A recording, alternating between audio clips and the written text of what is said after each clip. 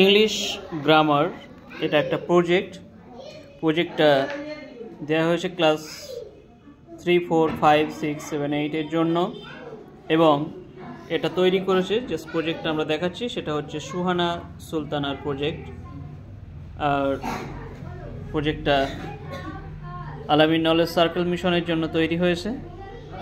এই হচ্ছে প্রজেক্টের খাতা। এবার আমরা দেখব প্রজেক্টের ইনসাইড কি আছে। ইনসাইডের প্রথম পেজে আবার পরিচয়পত্র দেয়া রয়েছে এবং এটা সূচিপত্র থাকবে এখানে। প্রথমেই এই যে লেখার ধরনটা দুটো কালি ব্যবহার করা এবং উত্তরগুলো লেখা সুন্দর পরিষ্কার পরিচ্ছন্নভাবে, তার সাথে উদাহরণ, এটাই দ্রষ্টব্য এখানে। এবং এই যে লেখাগুলোর একটা সৌন্দর্য রয়েছে, এই সৌন্দর্যটাকে ধরে রাখতে হবে প্রজেক্ট করার। একেবারে সিমিলার ওয়েতে পরের what is vowel, what is consonant,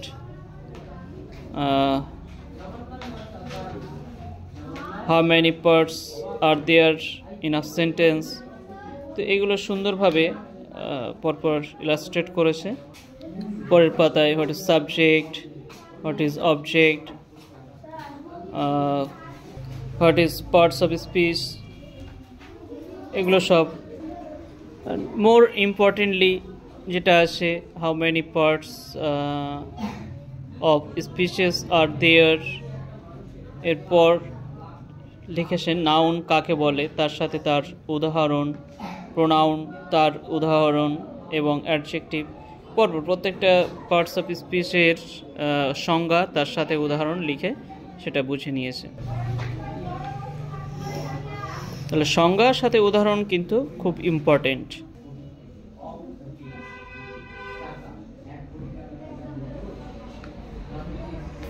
তাহলে প্রজেক্ট রেডি করার সময় সবচেয়ে বেশি আমরা যেটা গুরুত্ব দেব সেটা হচ্ছে হাতের লেখার উপরে, যে হাতের লেখাটা যেন সুন্দর হয় এবং পরিষ্কার পরিচ্ছন্ন হয় সেটা দেখতে হবে।